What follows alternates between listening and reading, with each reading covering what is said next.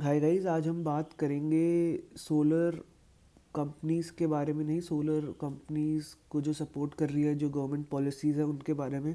तो जैसा आपको पता होगा कि सोलर पे बहुत पुश है, काफ़ी सारी कंपनियां लिस्ट हुई है, काफ़ी सारी गवर्नमेंट की योजनाएं आ रखी है जो सोलर रिलेटेड है। इंडिया का गोल है कि बाय 2030 500 गीगावाट की रिन्यूएबल एनर्जी रीच करने का, जो एक बहुत ही एग्रेसिव टारगेट है गवर्नमेंट का। तो उसकी वजह से गवर्नमेंट बहुत सारे प्रोजेक्ट्स और बहुत सारे टेक्निक्स ट्राई कर रही है जिससे इसको इंसेंटिवाइज कर दे, इस इंडस्ट्री को, इधर मैन्युफैक्चरिंग को। और उससे रिलेटेड बहुत सारी गवर्नमेंट ने बैरियर्स और ट्रेड बैरियर्स और नॉन ट्रेड बैरियर्स भी लगा रखे हैं जो अपने इंडियन इंडस्ट्री को, इंडियन सोलर इंडस्ट्री को ग्रो करने में बहुत हेल्प करे। तो जैसे कि आपको पता होगा कि चाइना जो है फ़िलहाल इस रेस का सबसे बड़ा खिलाड़ी है। चाइना जितनी कैपेसिटी किसी भी देश में नहीं है। चाइना के पास फ़िलहाल दिक्कत कैपेसिटी की नहीं, ओवर कैपेसिटी की हो रही है कि उनने इतनी ज़्यादा कैपेसिटी लगा रखी है कि जितने की उनको रिक्वायरमेंट भी नहीं है, जितनी दुनिया में रिक्वायरमेंट है उस हिसाब से उन्होंने कैपेसिटी लगवा रखी है। बट उनको काफ़ी चैलेंजेस फेस करने पड़ रहे हैं क्योंकि बहुत सारी कंट्रीज़ ने उन पे ट्रेड रिस्ट्रिक्शंस लगा रखे हैं, क्योंकि वो चाहते हैं कि वो ये सारी जो सोलर इंडस्ट्री है वो डोमेस्टिकली भी ग्रो करे। तो इंडिया भी उनमें से एक है जो अपनी सोलर इंडस्ट्री को डोमेस्टिकली ग्रो करना चाहते हैं। तो उसके लिए जैसे गवर्नमेंट ने कस्टम ड्यूटी लगा रखी है, बेसिक कस्टम ड्यूटी। तो इसमें गवर्नमेंट ने बोल रखा है कि सोलर मॉड्यूल जितने भी होंगे, इंपोर्ट होंगे, उस पर 40% मिनिमम कस्टम ड्यूटी लगेगी। सोलर सेल्स होंगे कहीं से भी इंपोर्टेड, उस पर 25% कस्टम ड्यूटी लगेगी। तो ये क्यों कर रखा है? ताकि जो इंडिया की डोमेस्टिक कंपनीज़ हैं, जो इंडिया की लोकल कंपनीज़ हैं, उनको थोड़ा बेनिफिट मिले, उनको थोड़ा कॉस्ट एडवांटेज मिले compare to other countries. China से कोई भी कंट्रीज़ दुनिया में compete नहीं कर सकता कॉस्ट के मामले में when it comes to solar. उनके पास जो एडवांटेज है due to large economies of scale, जो उनके पास एडवांटेज है वो किसी भी कंट्री के पास नहीं है। तो प्राइस बेसिस कोई भी कंट्री चाइना से compete नहीं कर सकता। तो ये जानते हुए गवर्नमेंट ऑफ इंडिया ने, जो मिनिस्ट्री ऑफ रिन्यूएबल एनर्जीज़ है, उन्होंने ये सोचते हुए बेसिक कस्टम ड्यूटी लगा रखी है। इसके अलावा जीएसटी एग्जाम्पशन भी दे रखा है। जो भी बेसिक कस्टम ड्यूटी के अलावा जीएसटी एग्जाम्पशन भी है जो भी कंपनी ये मैन्युफैक्चरिंग में है, जो सोलर इंडस्ट्री से रिलेटेड। तो सोलर की चेन क्या होती है? तो बेसिकली सोलर मॉड्यूल्स जो है उनकी चेन क्या है, वो बनते कैसे हैं? तो पॉलीसिलिकॉन है जो रॉ मटेरियल है, जो यूज़ होता है, जिसके इंगोट्स बनते हैं, इंगट से वेफर्स बनते हैं, वेफर से सेल बनते हैं और सेल सोलर पैनल में लगते हैं। तो ये एक चेन है। अभी फ़िलहाल इंडिया में केवल सोलर मॉड्यूल्स बन रहे थे, जिसपे सोलर मॉड्यूल्स बन रहे थे और असेंबली हो रही थी और वो लग रहे थे। बट धीरे धीरे उसकी मैन्युफैक्चरिंग बढ़ रही है। सोलर सेल्स की आप देखेंगे तो बहुत सारी कंपनियां अपनी कैपेसिटी बढ़ा रही है, क्योंकि गवर्नमेंट के और भी प्लान्स है इसको भी इंसेंटिवाइज करने के। तो सोलर सेल्स भी इंडिया में बन रहा है। फिलहाल जो बेसिक रॉ मटेरियल है अभी भी उसको आई थिंक चाइना से ही सबसे ज़्यादा आता है और कोई चाइना से compete भी नहीं कर सकता ऑन प्राइस बेसिस। बट धीरे धीरे गवर्नमेंट पुश कर रही है और इसमें भी आप देखोगे कि कैपेसिटीज़ बहुत ऐड कर रही है कंपनीज। तो एक बेसिक कस्टम ड्यूटी है, उसके अलावा क्या है? उसके अलावा एक है ALMM, जिसका आपने नाम सुना होगा। तो ALMM है basically approve list of modules and manufacturers. तो इसमें क्या है कि गवर्नमेंट ने बोला है कि ALMM के लिस्ट के थ्रू ही जो ये पुश है जो गवर्नमेंट का, तो जितने भी गवर्नमेंट के प्रोजेक्ट्स है जो फंडेड बाय गवर्नमेंट है, जो गवर्नमेंट रिलेटेड है, जितने भी सोलर के प्रोजेक्ट्स है गवर्नमेंट के, बेसिकली जितना भी पुश है सबसे ज़्यादा सोलर में गवर्नमेंट का ही है। 90 to 95% प्रोजेक्ट गवर्नमेंट के ही है। तो जितने भी गवर्नमेंट प्रोजेक्ट्स हैं उसमें जो भी सोलर का काम होगा वो ALMM लिस्ट अप्रूव्ड वेंडर से ही होगा। तो जो जो कंपनीज ALMM लिस्ट से अप्रूव्ड है वो ही कंपनीज के जो प्रोडक्ट्स है, जो सोलर के प्रोडक्ट्स हैं, वो ही यूज़ हो सकते हैं।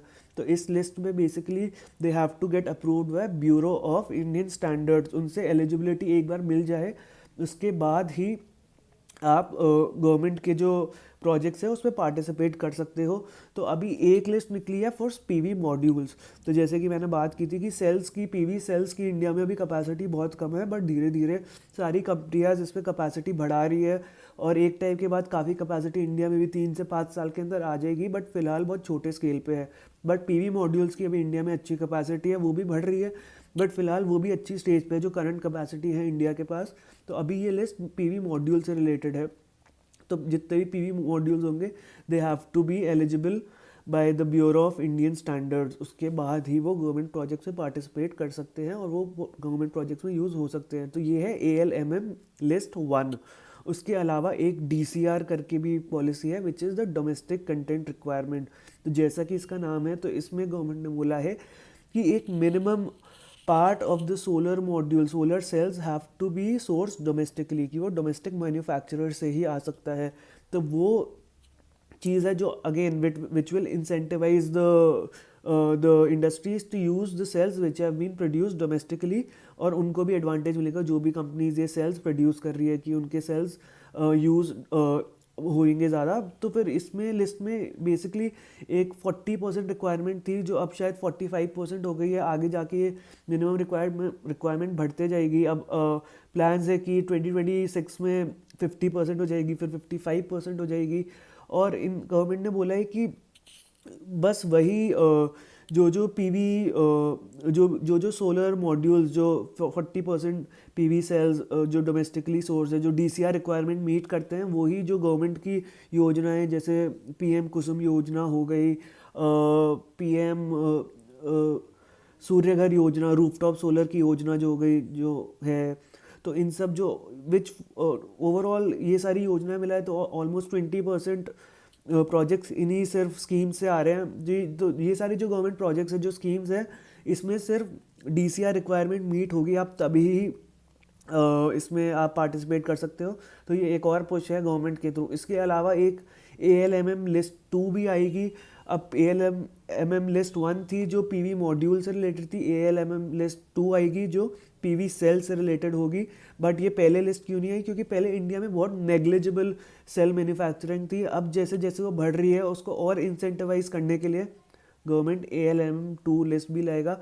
उसमें भी सेम स्टैंडर्ड होगा ALMM 1 जैसा, बट इसमें पीवी मॉड्यूल की जगह PV cells they have to be eligible by the standard of Indian bureau, और उसके बाद ही आप यूज़ कर सकते हो। तो गवर्नमेंट का प्लान है ये 2026 में आएगा, बाय June 1 2026 अभी फ़िलहाल प्लान है इस लिस्ट को रिलीज़ करने का और इसको फुल उसमें फ्लो में लाने का।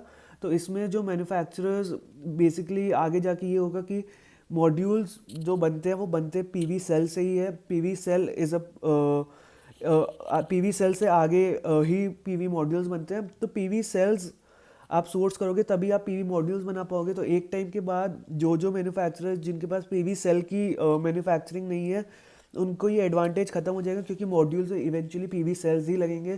तो वो एक एडवांटेज जो पीवी सेल मैन्युफैक्चरर्स को है वो मिलेगा। तो जो कंपनीज जो ये नहीं कर पा रही वो धीरे धीरे ALMM लिस्ट 1 से भी हट जाएंगी, जो ये सेल्स मैन्युफैक्चर नहीं कर पा रहे और जो इस क्राइटेरिया से एलिजिबल नहीं है। बट गवर्नमेंट ने आगे मतलब और भी प्लान्स है गवर्नमेंट की कि एक अलग से लिस्ट भी निकालेंगे जिसमें सिर्फ पीवी मॉड्यूल्स ही ALM लिस्ट वाले क्वालिफाई करेंगे, जिसमें सेल्स पे फोकस नहीं करेंगे, ताकि उन पे बहुत ज़्यादा प्रेशर ना पड़ जाए। Because in order to set up another manufacturing capacity just for sales, it is a very big investment, बहुत ज़्यादा आपको कैपिटल चाहिए। तो वो प्रेशर बहुत छोटी छोटी कंपनीज के लिए बहुत ज़्यादा हो जाता है वो कैपिटल रेस करना। तो इस वजह से गवर्नमेंट ने सोचा कि आगे जाके एक सेपरेट लिस्ट भी आएगी which will only focus on ALMM 1, the people who are dealing with PV modules. तो ये 4-5 जो गवर्नमेंट ने स्कीम्स निकाली है, जो ये 4-5 पॉलिसीज बैरियर्स जो है, trade and non trade barriers. इसके अलावा एक प्रोडक्टिविटी लिंक्ड इंसेंटिव भी है जिसमें basis on the sales you are doing, the capacity and various other parameters, government एक PLI स्कीम भी निकाल रखी है जिससे इनको थोड़ा एडवांटेज मिलेगा, जिससे इनको थोड़ा रिबेट मिलेगा और फ़ायदा मिलेगा। तो ये सारी आप देख सकते हैं कितना ज़्यादा पुश है गवर्नमेंट की तरफ से। तो इनफैक्ट अगर ये गवर्नमेंट पुश हट जाएगा तो ये इंडस्ट्री ख़त्म हो जाएगी, बिकॉज एक बार चाइना इंपोर्ट करेगी fully on their competitive pricing that they have, तो इंडियन कंपनीज क्या दुनिया की कोई भी कंपनी उनसे compete नहीं कर पाएगी. They have that level of economies of scale.